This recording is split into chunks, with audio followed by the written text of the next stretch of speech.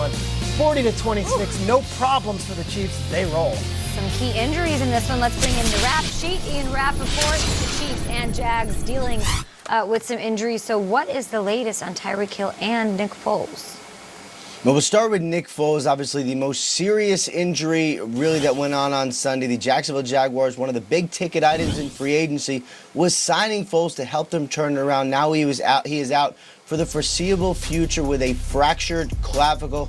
He's going to have surgery today. Obviously, this is a multi-week injury, likely about 2 months, and now you have to figure the Jaguars will place him on injured reserve, although nothing official has happened yet, and go with Gardner Minshew, who actually looked pretty impressive yesterday. There was a reason they kept him as their backup, but they're no doubt going to have to sign another quarterback or acquire another quarterback. And then there was the Tyreek Hill injury. Tyreek Hill, by the way, who signed for $18 million per year on a contract extension just a couple days ago. Good timing, at least as far as the contract is concerned. He has a sternoclavicular joint injury. Basically what that means, guys, is his clavicle went into his sternum. It is a very rare injury. It's a serious injury. He was actually transported to Baptist Medical, was treated by a trauma surgeon. He is a trauma doctor. He is not going to have surgery, but he is expected to be out for the next several weeks for the Kansas City Chiefs. Obviously, big blow there. And we'll have updates on both sides of the ball there throughout the morning here on Good Morning Football. Thank you so much, Ian Rappaport. That said, Tyreek Hill left the game and the Chiefs didn't miss a beat. Not even a single one. You had Sammy Watkins put up career numbers, 3 touchdowns, 198 years. So I ask you guys, do they need Tyreek Hill? This offense is ridiculous. They need Tyreek Hill to win a Super Bowl, for sure, which is the goal. But right now, listen, we heard the whole offseason, the regression, the Patrick Mahomes aggression. Mm-hmm. I would come out and Mahomes say, I got your regression right here, pal. It lasted 2 plays. And then on the 3rd play of the entire season, we had a long, long highlight play. As far as the Tyreek Hill, it's terrible. You don't want to see it. But I remember I used to watch Cribs a lot, and there was an episode with Silk the Shocker. I don't know what happened. Silk the Shocker. Silk the Shocker. Yeah. And he opened his garage, and it was like, he's like, man, some days I don't know whether I want to drive the Ferrari or the Lamborghini. And it's like, they drove the Lamborghini yesterday because the Ferrari was in the shop. Mahomes' speed, we talked about the whole offseason, maybe the fastest wide receivers in history. To win the Super Bowl, yes. To beat up on Jacksonville, apparently not. I've been saying it all offseason. I think he's the MVP, and I think he could be better this season. I didn't think I was going to get that, though. That was outstanding. Mahomes is a different deal. Yeah. The first 13 minutes of the game, there were his numbers. You look at this, 8 of 9, 211 yards, 2 touchdowns. They just gashed a really good Jaguars defense. And I don't think there's a way to solve it because, Kay, to your point, even if Tyreek Hill is out, it's Kelsey, it's Damian Williams, it's Mecole Hardman. They all were involved. I saw Anthony Sherman, the fullback, make a catch and take it to the 1-yard line. Sausage almost got a touchdown. They are so loaded. Sammy Watkins shocked me yesterday. I know he did not shock. You were talking him up all offseason. I was like, sure, he's fast, he's great. This was a guy who was taken above Odell and Mike Evans. This is the guy in the draft. He was taken that high. He finally proved it yesterday. It was insane. When he's healthy, he's as good as any receiver in the league. It's just been the foot that's been a problem his whole career. And he's just another piece to it, though. Like, he's one of 11. Now, you think about the dream team. He's one of those guys, and there's 11 other players. It's unbelievable how many weapons they have. And, they have maybe the best offensive coaching staff in the league, too. They're loaded. KB, you mentioned regression. This is more like succession. Couldn't have been scripted any better, Schrags. I like it. All right, but let's get this going. Let's get some more highlights. What do you got, Nate? Lions, Cardinals. All right, this right. Hey, Kyler Murray, how about you whisper to us how the game went? Execute better at the end of the day. It's not one person's fault. We're out there on the field. We got to execute what he calls. So,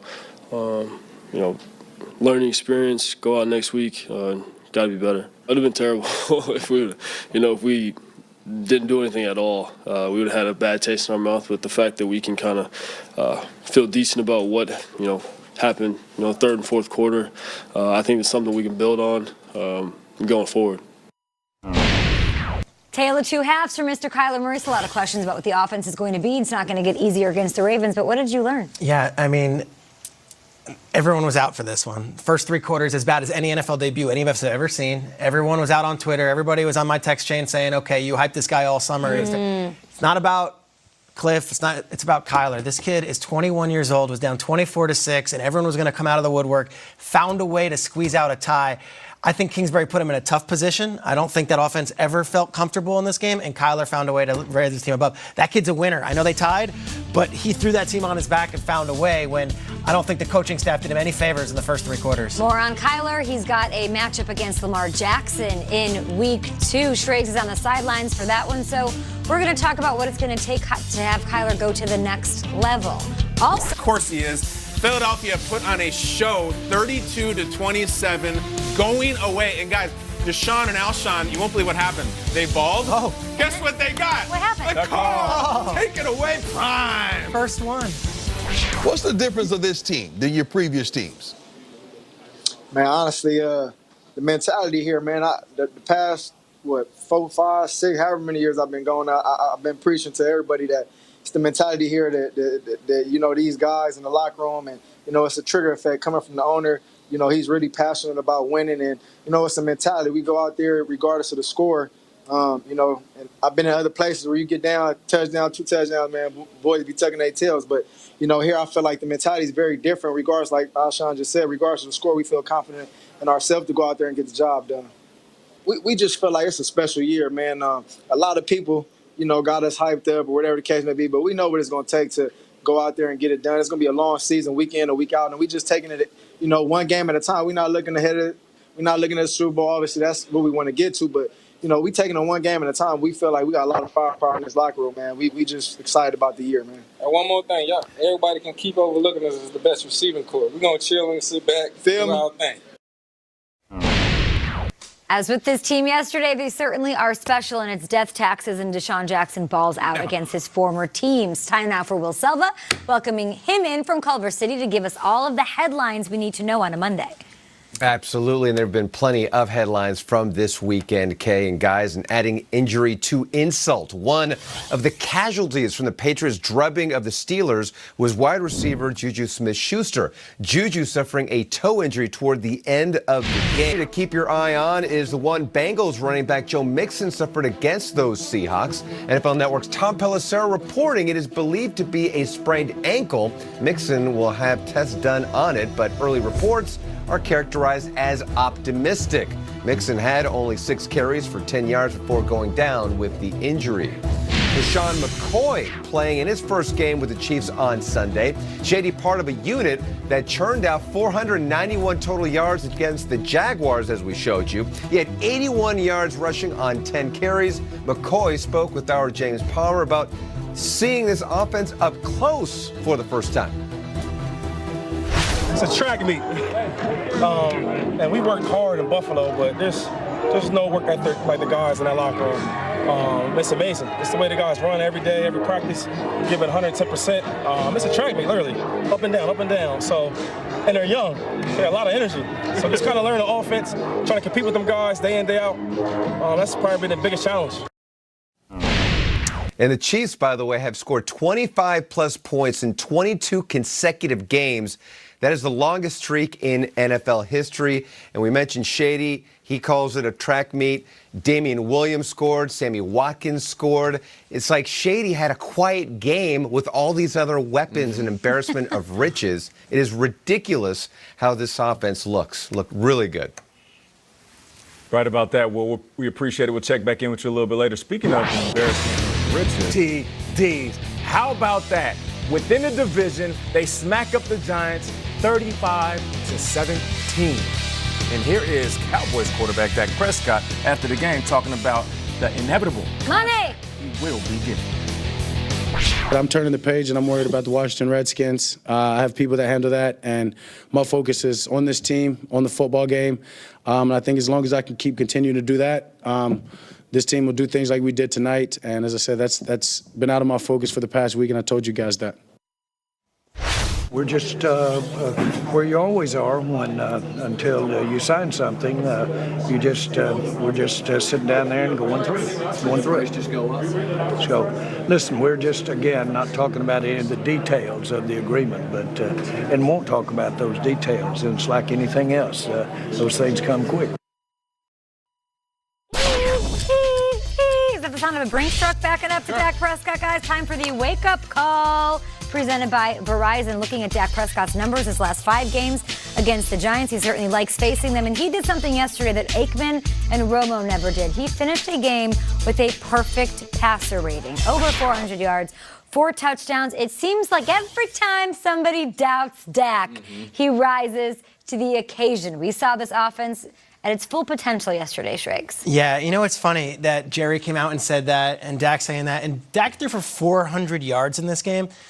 If there was any conflict between agent and team, or if there was any strife, I don't think they'd be saying, roll out the ball, keep on throwing. It's almost like it justifies the deal when they do give it to him. There is a lot of dancing in this and how these things get done, but I look at the offensive coordinator, too, and Kellen Moore. What a game. And Dak Prescott had an incredible week 1. If you're not aware of Kellen Moore, he's 31 years old. He was the Boise State quarterback. He was the quarterback's coach after being a backup quarterback in the league for a long time. They scored on 5 consecutive drives. Dak looked amazing, and he will get that new contract. He will make, and there won't be as many eyebrows raised as there were 2 weeks ago because look what he's already done. And that's how this works. Jerry and Todd France have been working almost together on this one to make it happen, and Dak bet on himself a little bit, saying, I'm going to show up in week 1. I'm going to ball out, and you know what? It justifies the deal. That was an incredible performance. It was awesome. It was a Rembrandt. I mean, that was almost like a perfect game. It looked at one point like he was going to have 3 100-yard receivers with Gallup and Amari. And I mean, that was unbelievable. Bob. And yet, if I'm Dak, like, I would not have come out at halftime without a new contract. Just stay in the locker room, go in the stall, pick up your feet so they don't see you. Because, guys, Daniel Jones made more money yesterday than Dak Prescott. And Alex Tanney, the third-string Giants quarterback, is in the same ballpark. So right now, after dropping one of the best games of my career and one of the biggest, there is a meme where there is a gentleman in, I guess it's a pimp suit, walking into a restaurant, and he just kind of walks in, and he's just like, here's Dak entering the negotiations right now. Like, Dak, go get paid. Go get all the money in the world. That was an incredible game. Pay the man. Hey, listen, let me pose a question. Yes. And not to the table. Let me get my camera. Where am I at? Let me talk to you, for everybody at home. So tell me again why Dak Prescott doesn't deserve to get $30+ million, 35 maybe. Go ahead. No, wait. He's not elite. I got all the time in the world. But you know who doesn't have all the time in the world? Jerry Jones. Because the longer you wait and the better that Dak Prescott plays, you're going to have to pay this man big. You're going to have to back up that Brinks truck, and all of that money that you've been saving, those crumbs that's falling off that pot, you're going to have to give him everything. You know what? I hope Dak Prescott goes up there and holds you guys to every single red cent for making him wait. He's been a company dude. He showed up on time. He's done everything you want to do, and not to mention, he played the perfect game in a moment that was bigger than any other game for him in his career.